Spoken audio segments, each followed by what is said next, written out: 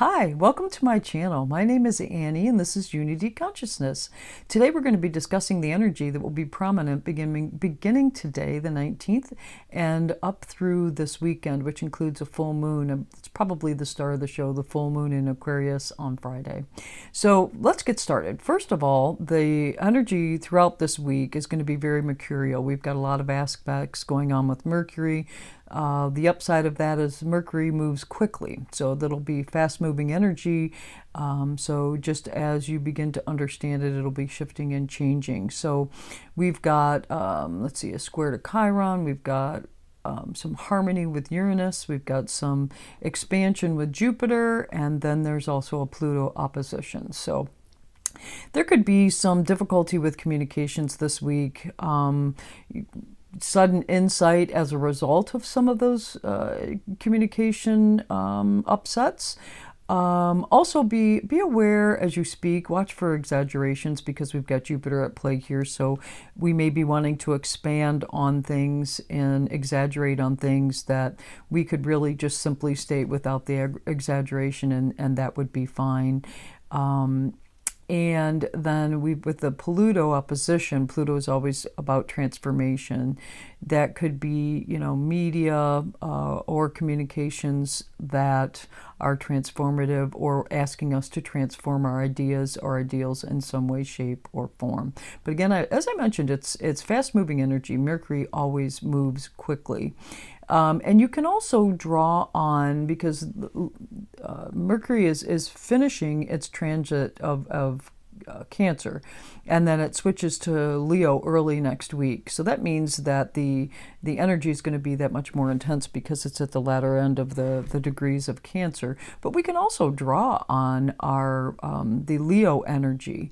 So it's going to help us to heal ancestral, coming from the Cancer side of things, healing some ancestral issues, and using ourselves and focusing on ourselves in that process for the purpose of healing. We want to stop the cycle of pain that Cancer, that Mercury in Cancer has dealt with, as well as we had Chiron went retrograde recently, that bringing up cycles of early childhood trauma because it was in Aries.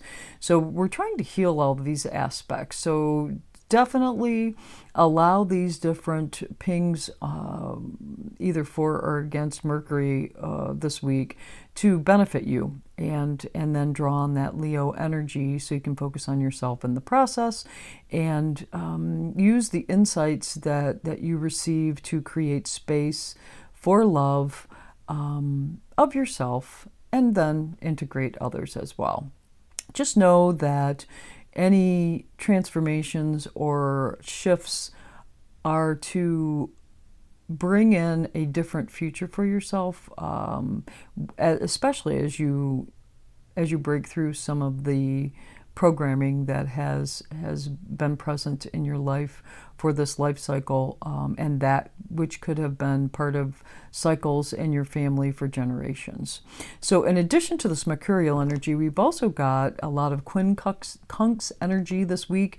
It's a big word, but what it means is that there'll be planets that are 150 degrees apart, or 5 zodiac signs.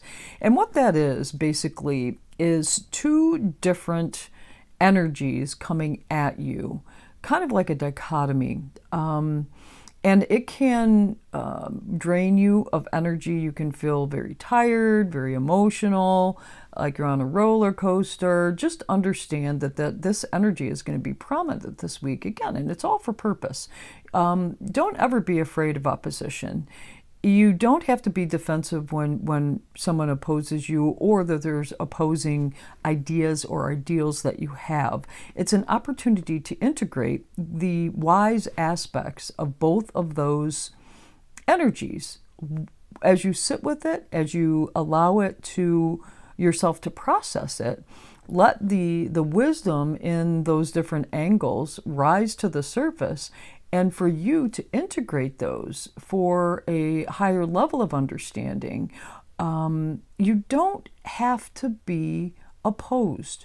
When there's something coming at you that you aren't comfortable with, be comfortable with the uncomfortableness and understand how you can let the energy permeate you so that you have the wisdom to understand what the intelligent aspect is.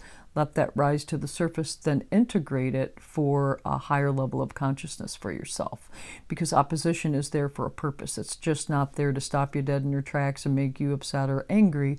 There's a reason for that opposition, and if you can integrate it, then you'll raise your vibration exponentially. So just understand that Mercurial energy is coming at us this week, and then we've got various quincunx energy over the course of the week. So, take a step back. If things get to be too much, take a step back. Always appreciate a higher perspective or understanding, and let those tears flow. Don't hold back. If you feel like you need to just cry, you've processed some of this older energy, the energy that is ancestral in nature. You've broken it up. You've had the courage. Again, we're on the verge of Leo season this week. You've got the courage to deal with some of these things, and sometimes just a real good hard cry, a gut-wrenching cry will really just express all of that energy that needs to be moved out so that you can allow a new beginning to come in place. So it's, you're worthy of love, and it's important for you to know that and to hold space for that love to step in as you manage these oppositions, as you manage the Mercurial energy. And when you're faced with that roller coaster, you can even it out by gaining a greater understanding of what those oppositions are, what the roller coaster ride is all about, and what kind of wisdom lies in that you can integrate and raise your vibration from a higher perspective of awareness and love. For sure.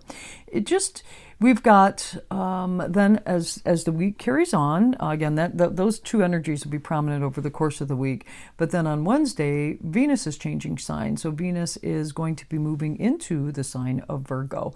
This is not I would say it's not a bad place for her to be. There's no bad anything. It's all for a process of understanding. But she doesn't necessarily like it in Virgo, because Virgo can be very analytical, and she's not, this is just not a real fun place for her to be. So just understand that. And if you can focus on the five-dimensional aspects, which is wellness, holistic healing, getting into an exercise regimen for yourself, that would be great.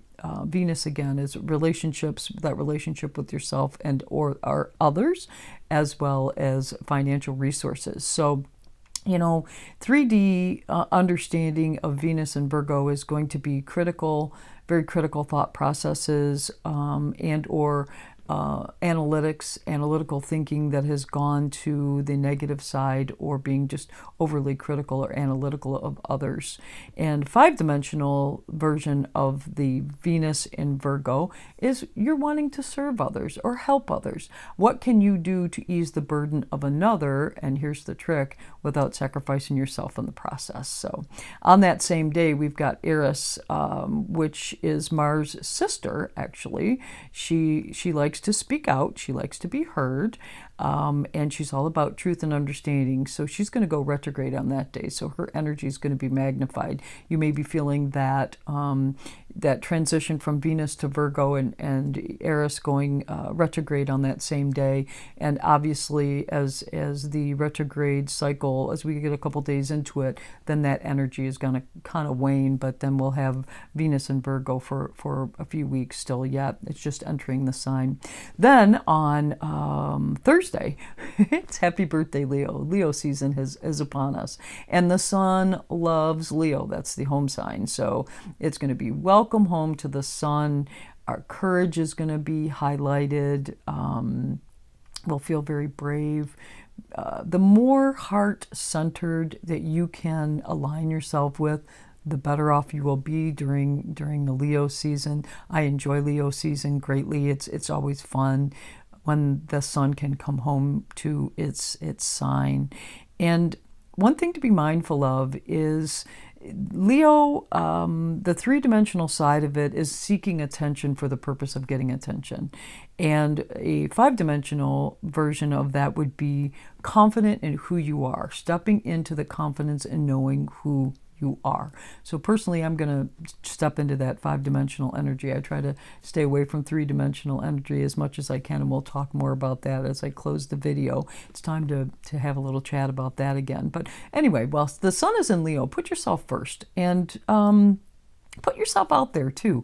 It's not a bad thing to put yourself out there and have the courage and confidence to do that. You never know what good things could come back to you in that process. So as I mentioned earlier, the highlight this week is we've got a full moon in Aquarius at 1 degree.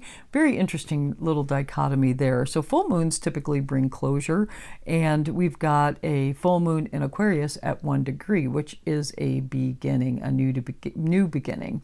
So as I sit back and think about this, what comes to mind is closeouts with new beginnings. So not only are we being asked to take a leap of faith and close something out, but right with that is a new beginning. So closing things out so that these new beginnings that we've aligned ourselves, this five-dimensional energy that we've aligned ourselves with, can start rushing in. Again, we're starting the age of Aquarius. Not only is this full moon in Aquarius, but the next one will be too, because we've got an early sign full moon, an early degree full moon and a late degree full moon in Aquarius. The age of Aquarius is here, folks.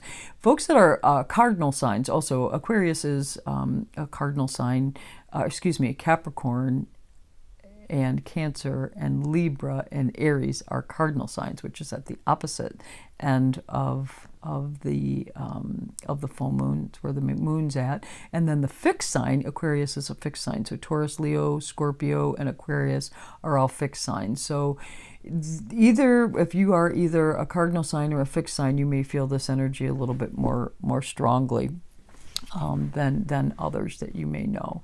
And let's talk about Aquarius a little bit. Aquarius people are, it speaks about higher dimensional thought processes and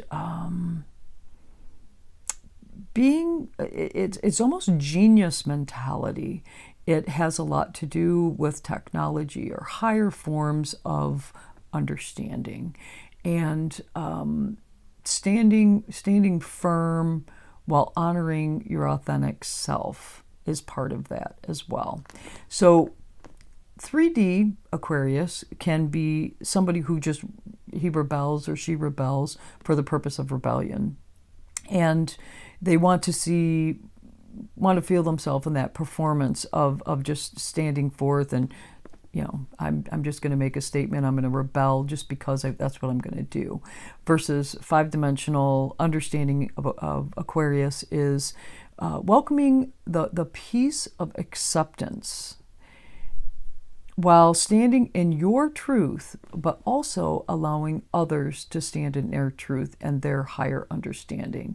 So there's peace that comes with all of that. Yes, I can stand very true to who I am at a high level of thought, but I'm also going to allow the peace to come in with that. I'm not just rebelling so I can get a rise out of somebody else. I'm making a statement about who I am as an individual, but I'm also going to hold space for others to do the same. And by doing that, you join in like-minded thought processes. You could have a completely different an idea of something, but if you're like-minded because you're going to hold space for somebody else and not judge them in that process, that's a like-mindedness. That's a commonality that you have with that other individual. And by doing that, you can come together, and that's part of the age of Aquarius. So it's like-minded people coming together, standing together for a purpose or a cause. And so we have a Leo Aquarius opposition here, and Leo really likes the limelight, and they want to be heard, they want to be noticed. And you've got Aquarius, which are like-minded people wanting to come together. That's the five-dimensional piece of it that I spoke about. Now we've got Pluto in Capricorn, and while Capricorn is out of sign, it is Pluto, it wasn't that long ago that before it's going to be, before it's going to be moving into Aquarius in January. So we're still dealing with the late degrees of Capricorn energy, which is, freedom and freedom from capitalistic thoughts and governments and restrictions and confinement and all the things that were necessary in Capricorn, and with Pluto being there, that's being dredged up here. So Aquarian energy is very different from that of Capricorn.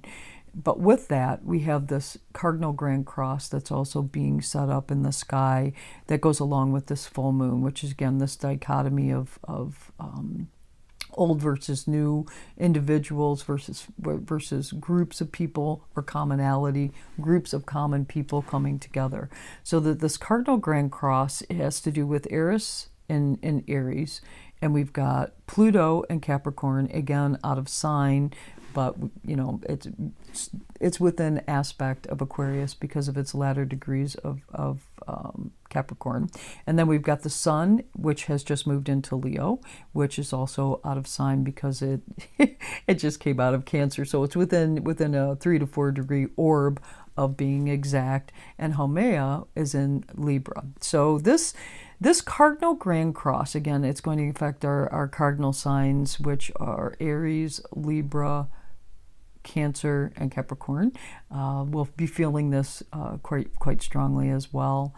But it's all part of welcoming in the age of Aquarius, okay? We're continuing to crumble the old order of things, the old government systems, the old systems that are no longer being supported, and while we're birthing our new understanding of the five-dimensional order, which is the age of Aquarius. So as you can see, this full moon is a dichotomy of sorts because it's allowing the continuing breakdown of the old order while welcoming in this age of Aquarius. So, and this, it's a higher level of understanding, five-dimensional thought process.